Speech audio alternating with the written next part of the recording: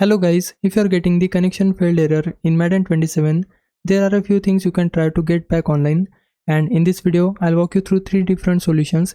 First, check whether the EA servers are actually working. Open your browser, search for EA status page and open the official EA server status website. Find EA Sports Madden NFL 27 and check its current status. If the game is showing as online, then the issue is most likely on your site.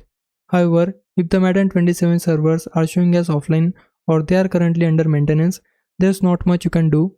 In that situation, you'll need to wait until EA restores the servers. If the servers are online, the next thing you should try is restarting your internet connection. Turn off your router and modem, wait a few seconds, then turn them back on.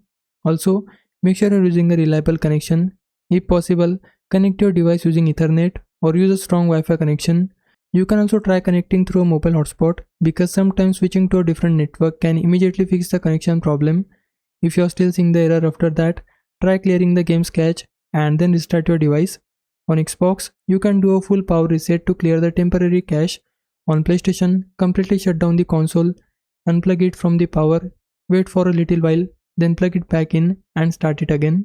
And if you are playing Madden 27 through Steam, Epic Games Launcher or the EA app, clear the launcher cache using its built-in cache option. Once you are done that, launch Madden 27 again and try connecting to the online services. Hopefully one of these methods fixes the connection failed error and gets you back into Madden 27. If this video helped you out, make sure to leave a like and subscribe my channel. For now, thanks for watching.